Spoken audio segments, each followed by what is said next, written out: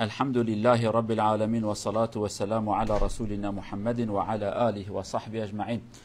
رب اشرح لي صدري ويسر لي أمري واحلل عقدة من لساني يفقه قولي. اللهم أرنا الحق حقا وارزقنا اتباعه وأرنا الباطل باطلا وارزقنا اجتنابه. اللهم افتح لنا أبواب رحمتك. أيها الإخوة، اليوم نتكلم عمليا حول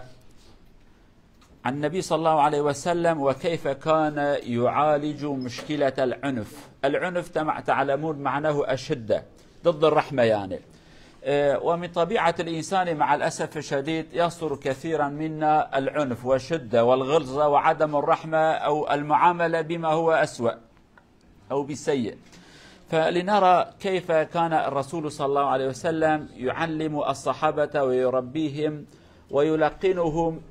المعاملة الجميلة ويصرفهم عن الشدة في التصرف والمعاملات فيما بينهم. وفي الغالب يحصل المشاكل حينما نعامل بعضنا بالشدة وبالعنف، وبعد ذلك يحصل ما يحصل من المشاكل ومن المصائب. لنرى كيف كان الرسول يوجه ويربي ويعلم الصحابة حتى أن يتخلقوا بخلق الرحمة وليس العنف والشدة. برايد عزيز إيرو أمي بحثت شبكن پیغمبر إخوة عليه الصلاة والسلام و چارەسەری معناوی çözüme yani derman peygamber ji pirsgirêk yani ji mişkila bi Kurdî ji şiddetê re dibêjin çi hişkî yani na tengaya ew kêna dayîn û sandina bi hişk yani sert muameleka sert bi Kurdî tundrawî jî re dibêjin yani hişkayetî ku dilê merva de rehmet tune ve meriv herdem kulmal hevqe yani ew ne nermayî hişkayî. Çünkü عصبي وانا كلمه بعربي اور حاصل بكرمانجي داين وصاندنا كبي رحمت ام ساكنو بجن براوره فهم كرن لورا ام انسان حاشا نك خدمه وها شكل لطبيعه انسان دا ام جارنا بهورا نزان نرم خبردن ام كل مال هفتخن فاشت دل مرحتنا بم دارال هفتخن دل مرحتنا و اجام مال هفت قراتكن عادت انسان دا اف حشكايه هاني هي يعني دجيكو درد كل خوب خبردان كان نرم صافي بكن تشتي جرانج هفراد بجن جيكو خبردان لازم ام دست خو بلند كن ليتخن يعني مثلا لو ما دبني كي حكيم هبون عالم انسان زانا دبي جيكو به خبردان درد صاف درمان بكي از خبر نادم جانت خبر نادي درد خو درماند كي انسان مقابل تا احمقه خبردان که خراب اشتراد بجه تجاوب اي بدي درد مازند ده دنگ يغناكم تدرمان يديه كي دبي جار هي اگر کو خبردان پرکر از خبردم از دست خبل ناکم یعنی هر دم آنرم جواب آوید دی ایجا می تماشا کن که پیغمبر ما علیه الصلاة والسلام صحابیه چوا پروردد که تربیت کرد کجوی حشکی دور بکوین لهمبر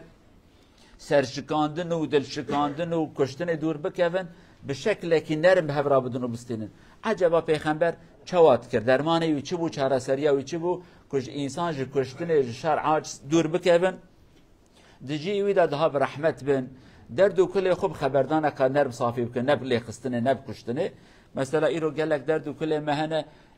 اگر کو براستی ما گهداری پیغمبر بکرا درد موقع مازن ندبون ما برحتی درمان بکرا. اما معلسف جی کو خبردان پرد کم خبردانه نم سلاحات خبتینن او قاسا امش پارتینه نش پیشتم امش پارا داویداتینه جی کو نرمای هبه او جماعت عولی حشک داوی ام نرمت کن سري عول دام خبردان خرابش هفراد بين داوي رودنين ده بحقيقه من حلالك ولا عاجز بو حيره ده سري عول ده خبر ده فيويس نذكركم او قصد ليها بيلن تشتاج هفرا بيلن ياجي عول اللي هفت خن سري بدشكينن داوي ملت جماعات صلحك جوانا تشتكه دبي طام هاشترا وقبره وقبره اهري وچما شركر وچما سري هفشكان فيويس نذكر يعني اجى اف مصيبه ما انسان هانيه لكم تماشاكن رب عالمي وبيغمبري ما بشي شكلي تربية كريا أخلاق دائمة. أول الخطوات أيها الإخوة الذي كان يقوم بها الرسول صلى الله عليه وسلم، طبعا تعلم الرسول من الله عز وجل المعاملة الجميلة، والله عز وجل يعلمنا كيف نتعامل. وأولا هناك آية كريمة يقول ولا تستوي الحسنة ولا السيئة ادفع بالتي هي أحسن. دائما المنهج القرآن المعاملة الجميلة والمعاملة السيئة ليست متساويين، ودائما الله عز وجل ينصح بأن نرد السيئة بالحسنة. إذا عملت هكذا فأنت دائما تربح. يقول ادفع بالتي هي أحسن فإذا الذي بينك وبينه عداوة كأنه ولي حميم. رجل أساء إليك وأنت أحسنت إليه ولم ترد عليه بالسوء فهو يندم وبعد ذلك يكون صديقا حميما لك. هذا أول المناهج الربانية الذي يعلمنا الله عز وجل أن نتخلق بها كذا فيما بيننا ونتعامل بيننا بالرحمة وبالمحبة، وأن لا نرد السيئة بالسيئة بل نحاول أن نرد السيئة بما هو أحسن. درس أول تشتكو خدش مرات بجا باشا پیغمبر من بحثی بکن. خدا درس کیش مرات بجا دبی خرابی و قنجی نوکه هفن. قنجی و زانن چیه؟ کردی قنجی باشی رندی اوانت چاکی وانت تف کردی نه یعنی کردی می زنگینه های وجه هوا یعنی تدبی از باشم از قنجم از رندم از پاکم وانت تف زنگینه کردیه. خودت قرآن داد بجا خیر و خرابی باشی و خرابی نوکه هفن. تیخن عقل خو درسکی اولا درسکیه. دبی خرابیه کل هم برتهات کرن تب شکلکی باش جوابایی بده. شکلکی باش وی خرابی کرد تجابای باشی بده. طبعا ابیا نه وکو ابیا قانونه کی دنوا مسلمان و انسان در باست و ما ظالمه کی کافره کی یکی ها دولت ها تشتستن گلو چیچه کنه چه پیشاوی ابیا هم تشتان لابهب نکن لی ابیا داین و ساندنه نابره برا و برا بسمام و بسمام گندی و گندی و جیران و جیران میرو جن هوال و هوال دنوا واندا خودت بیجه دما کو خرابی اوی تب شکل کی نرم جوابایی دا وی خرابی کرد تا نرمی جوابایی دا وی وقتی دبیت نزانی بلکی او انسان کو نیاری تی خرابیش ترا کریه پوشمان دبیت تید به دوسته کی تی پرمازن تماشا کرد بکای بیادب ننی کدی کر شرم کر وی دبی والله اچقا انسان کی رزیل بوم یا وهاد بجنا هوال کی مهول عسکری دگو چاوش وزانه چنه چاوش وزان رتبه عسکری بترکی نه جوانه بین چاوش دبی خبردان که خرابش مراگو دبی اچوم جم دبی مگو بن از عمر خوشتم ماستر وخاندامه يعني تسمع بكلمه مراگو سبحان الله دبي هات قابت وصيم غاز عزري خوشتات خازم عفو بكم بأدبي كريه وعدد كي عسكري ابي كزوهاتنا عسكري هردم دم كنا قمطان سرينو يعني عدد كي عسكري وساكن وهي دبي چون نوا عسكر دا گو اویا حتی که البراب کی کلمه که خراب جرا بيجه از نیاری ویمه عدد عسكري وساكن ابي که ساله کی چونه و ابي دم داویه هاتنه فرق وانا يردم سرهف دانه دبي خلاص اوج اورب شونه دبي حتی که خلاص بوجي هر دو سر تبراي مني سرسري مسرچعه من حساب که تشو كلمه که خير جراگو تقول يعني تسمع بأدبي يعني كر ايجاب نذكر بن عمري مش تبريا مات عسكري اما اشتا ماستر بركي زاروكي منها بين بركي مخنداب يعني حيبه بكلمه تدبيجي هشي هات سريبي اجى قانون عول اولا خدج مرض بدايدون صدنا برا برحمت به احمقيه انسان كي وم باحمقي جوابي ندن بافنديتي برتيباي بدن بي وقتي هاني براستي وني قال لك تشتكي خوش بدينين لنرى الى عمل الرسول صلى الله عليه وسلم. الرسول صلى الله عليه وسلم بعد هذا علم الصحابة أن يراقبوا الله عز وجل في كل تصرفاتهم. هذا الخطوة الأولى أو العلاج الأول للرسول صلى الله عليه وسلم. كان يعلم الصحابة يقول راقب ربك عز وجل لا تنسى ربك لا تقل أحد لا يعترض علي ولا أحد يستطيع أن يجيبني أنا حر فيما أعمل أنت حر ولا مش حر دع هذا في جانب ولكن حاول أن ترى الله عز وجل في تصرفاتك. الرجل الذي أو الشخص الذي يراقب الله عز وجل في تصرفاته لن تراه يقترب من الشدة والعنف لا يظلم أحدا لأنه يقول الله يراني الله يراقبني. هكذا كان الرسول صلى الله عليه وسلم يراقب أو يقول لصحابته صلى الله عليه وسلم اعبد الله كأنك تراه كن في حياتك كأنك ترى الله عز وجل. فالذي يراقب أو يشعر بأن الله يراقبه لا يقترب من العنف كثيرا بل يبتعد عن العنف والشدة كثيرا. هذا هو عمل الرسول صلى الله عليه وسلم. نقطه اول تشتیک پیغمبر صلی الله علیه و سلم صحابی خوب درماند کرد جوانی کو شر و کشتن دور بکبن. پیغمبر جوان ادگو علیه الصلاة والسلام بزن و خودت الدینها های تشبیه به هر دم تشدكي بكيا بيجا خدي مدينه هاي خدي من هي يعني تدست قبلن كرت اليكيخي بيجا خدي في دست مدينه والله ازانا ظلم اللي اني بكم يعني قبكم مراقبه خدي دل مذهبه او ترساكو خدي مدينه وی وقتی امی پر خو کنترل بکن مثلا تدی سیستم دنیای پیجا چیه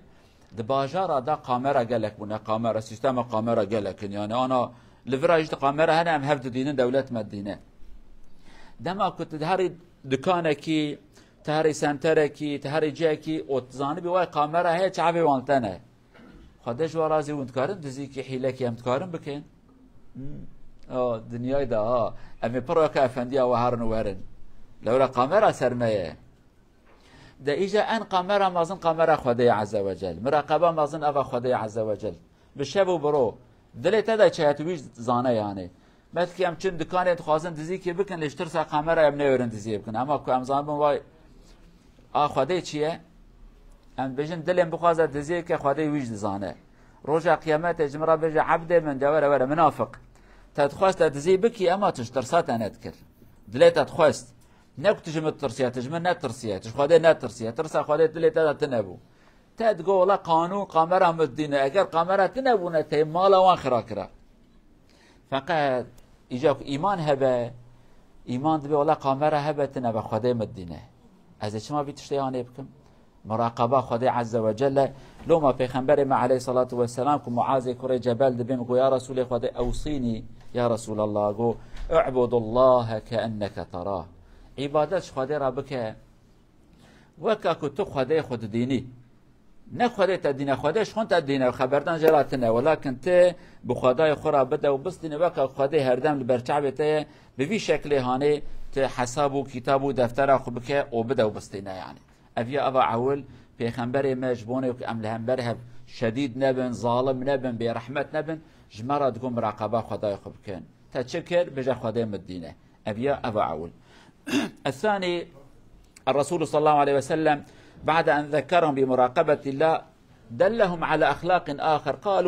قال لهم كونوا أهل رفق وأهل عدل بين الناس. الرفق معناه أن تعامل بالسهولة، يعني حاول أن تفضل المعاملة بما هو لين. لذلك يقول الرسول صلى الله عليه وسلم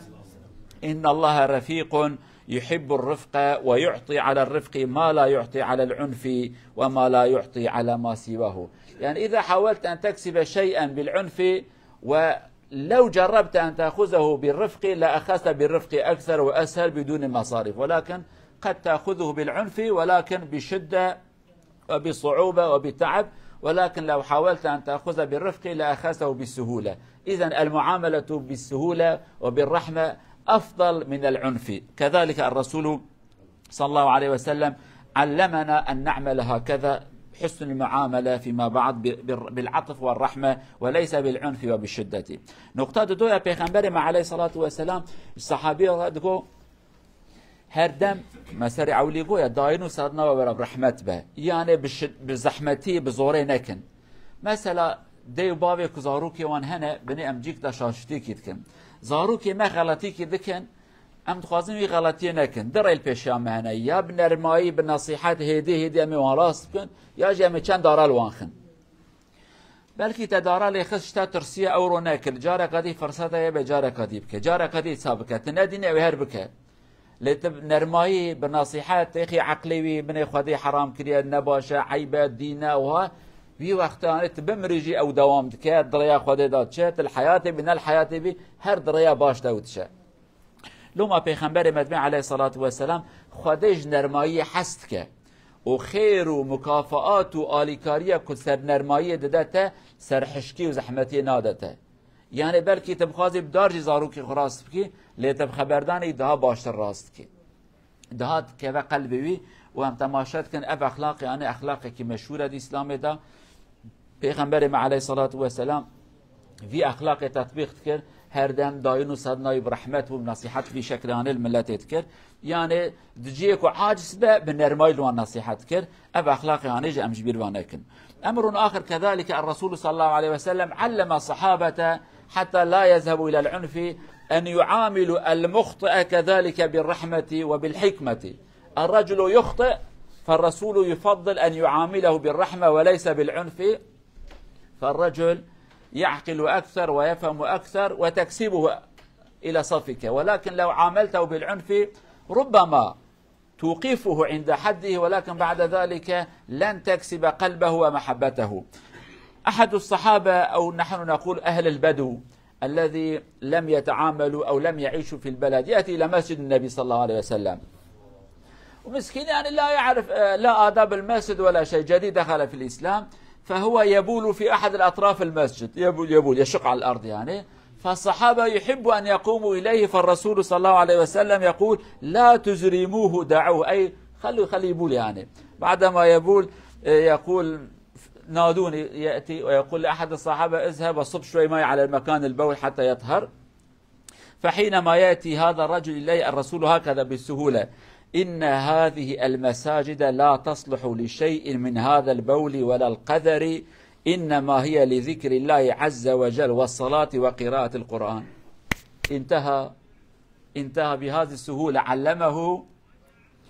لم يغضبه، لم يفضحه أمام الناس، قال خلاص صب شوي ماء عليه يا أخي المسجد هذا هو المكان العمل الفلاني، وخلاص لم يزد على هذا بالحكمة. وهناك ملاحظة أحب أن أقول لكم: أحيانا نحن نصلي، ربما أثناء الصلاة الرجل الذي بجنبك يعمل خطأ، أو ربما عندك خطأ ولكن في مذهب آخر هو صحيح، أو ربما خطأ مكروه، فبعدما نسلم نسمع الضجة في المسجد. ماذا حصل؟ الأخ يقول لأخ الثاني: أنت أخطأت في العمل الفلاني. يا أخي هو عمل شيء مكروه وأنت تفضحه بين الناس. ليس هذا من أسلوب الرسول صلى الله عليه وسلم. قد أخطأ في شيء من الأمور، وأنا مؤكد وأنت متأكد إنه لم يزني ولم يشرب الخمر ولم يقتل، قام بعمل ربما هو مكروه، خلاص ليس أكثر من هذا، ليس عمل حرام، ربما مكروه. فلماذا تعمل ضجة بعد الصلاة وهكذا الناس مشغولين؟ ماذا حصل؟ ماذا حصل؟ إن حصل ولا عمل يده هكذا بعدما سلم المسكين شبك بين الأصابع بعد الصلاة. والأحاديث يقول نهى رسول الله، لا يقول حرم رسول الله، وهذا ليس في صلاة وانتهى الصلاة خلاص. يمكن تقول يا أخي من الأفضل خروجا من الخلاف أن لا تعمل بعدما تسلم كذلك، ولا أصلا ليس في صلاة، انتهى الصلاة يعني. وإن كان شيئا فهو في الأصل يقول نهى رسول الله ولم يقول حرم رسول الله، فلماذا تفضحونه؟ والرسول صلى الله عليه وسلم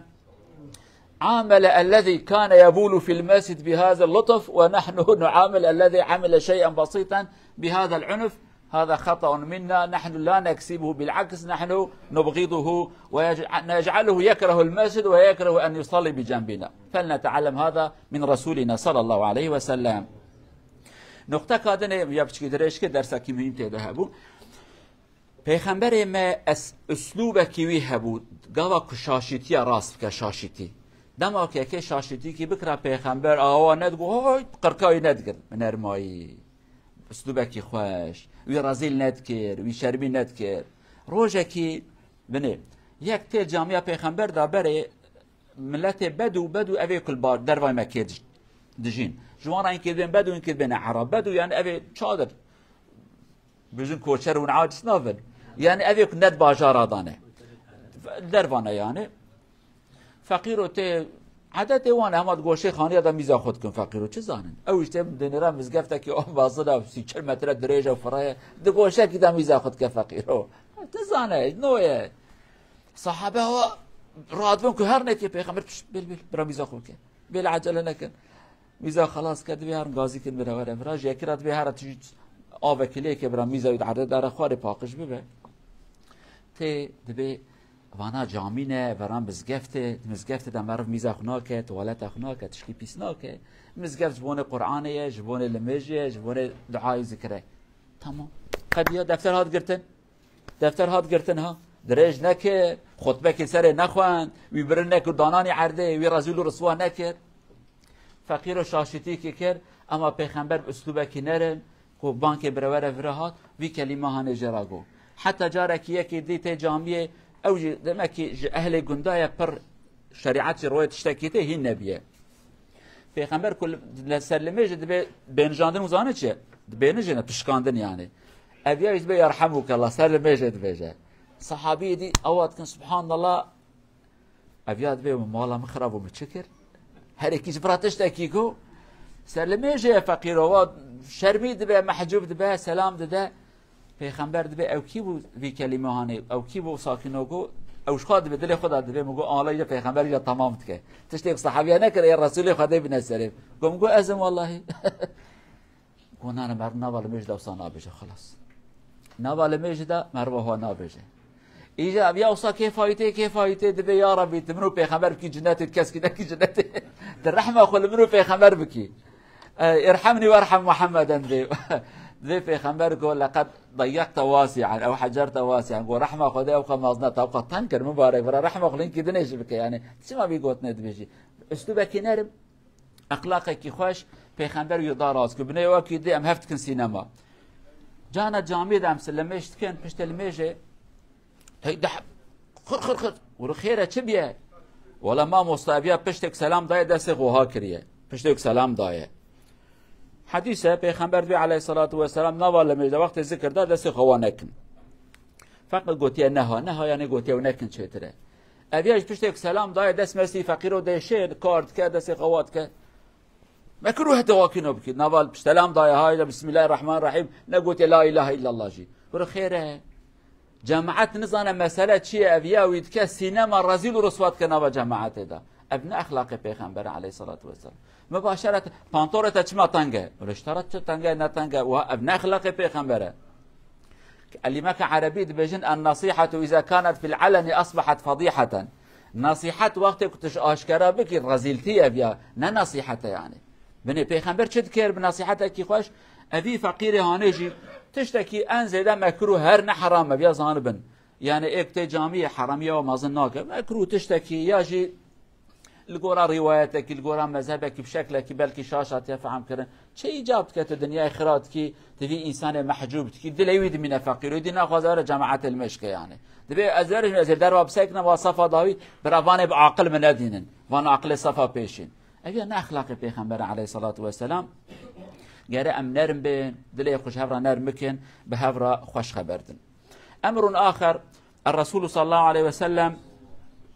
الذي يحاول ان يقوم بالعنف كان يذكره بعظمه الله عز وجل يقول الله اقدر عليك أتحب ان تضرب هذا الرجل فاعلم الله اقوى منك وهو يستطيع ان يضربك ويعاقبك ويعذبك اكثر من هذا كذلك هذا كان أسلوب الرسول صلى الله عليه وسلم حتى ينصرفوا عن العنف وشدته أحد الصحابة عبد الله بن مسعود يقول كان لي غلام كنت أضرب غلاما لي فسمعت من خلفي صوتا الصوت هذا يقول اعلم أبا مسعود لله أقدر عليك منك عليه صوت يسمع هكذا الله قوته أكثر من قوتك أنت تضرب ولكن قوة الله أكثر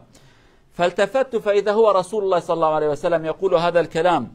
فقلت يا رسول الله هو حر لوجه الله خلاص تبت وعافوت عنه وجعلت حرا لوجه الله ماذا يقول الرسول أما لو لم تفعل للفحتك النار أو لمستك النار إذا لم تعفيه أو لم تجعله حرا في سبيل الله في مقابل الخطأ الذي أنت قمت به لأتتك النار فهكذا كان الرسول يعلمهم ويؤدبهم يقول إذا حاولت أن تضرب فاذكر عظمة الله الله أقدر مني أقدر علي مني من قدرتي عليه فهذا كذلك أسلوب يجعلنا أن نرحم بعضنا ونرجو الله أن يسمع كل مسؤول وكل شرطي وكل حاكم وكل من يضرب الناس أن يفكروا بهذا الذي يضربون الناس يتذكروا بأن الله أقدر عليه منهم نحن لا نستطيع ولكن الله عز وجل أعظم وأشد وأقوى لو أراد أن يعذبهم لعذبهم أضعاف المضاعفة حتى نرحم بعضنا علينا أن نذكر عظمة الله عز وجل أبا داوي پیغمبر صلى الله عليه وسلم صحابي خراج إنسان دقو دمك تخواست تشتكي خراب بكي خواده برد عقلته ده بخواده دهاب قوتها خواده كارلتها يعني عبد الله كوري مسعود صحابي كي دبي حدا كي خزمت كولا وزانشنا عبد من مليت خس دنجي كي هاتمن أبيا روايته مخند روايته ويا كنك دبي جو أبا عبد الله نافي أبا مسعود قوته خواده ها برترد بج بريق واز عاجز ما دنگ نايمن استعملكم كيل بيتشجي يعني دبي جارك هذه او دنگ نيزيك هاتمن مفهم كرك پیغمبر بي قوت نجمرات بي اس بريا عاجز بومه جوی عاجزی دنگ پیغمبر الناس ناکن پیغمبر دبی چجمرا کیش مرا خبر ده دنگ چیه دبی بزن و قوت خودت ها پرا تلوید خی خودت ها زیدت قرال تخه وی گوت نجوانات بشه دبی تماشا کرد پیغمبر علیه الصلاة والسلام هشم هات سری من وای متشکر پیغمبر خودت کبیراوی دبی قوت خودش آتا پرتره خودت عظمت ای ده پرتره تلید خی خودش قرال تخه جبیر وانه که او خودت ده قوت تره عبدالله بيجا مفهم كركم مشاشيتي كي كرد دمقو يا رسول خدا مني سربس كر حر آزاد يعني حر في سبيل الله دبي پیغمبر گو اگر توی آزاد نکرای آگر تب شوتان دانا آگر بابت سرچعبته تي بشوتت في آگر هانه دا يعني پیغمبر عليه الصلاة والسلام جوانات گو دلی و برا نرم به تدخوازل یکی خي خده هيا خدهش تكارت تخي هاي تجبي تشتي هانه هبه و افيا جبراستي نصيحتك هي جوان کسی کو پلیس و عسکر و تشتی و کوانن یا آقله وان سری وان دا به لملت خیم بدارا ام ویژن جوب ترکی زانا به وان چنه وان داره دست پلیس ده هنه یا کل مروات خیم بالا مروا خرات کن شبیر وانه که ملائکت خودش یعنی دست وان ده هنه ملائکت خودش مروات خیم مرد عدد چخواره یعنی هر دم اف اسلوب رحمه ددل وان ده هبه ددل ما ده هبه هیویا ما اوه که امتف اخلاق پیغمبر درسه که بگرن دا هر دم حوال نرمایی و جوانی و تشتی خیر و خوش بن نه انسان زحمت و شدت و کشتنه بن رب العالمین ما جوی اخلاق پیغمبر محروم نکه ان شاء الله الى ان نلتقي في الجمعه القادمه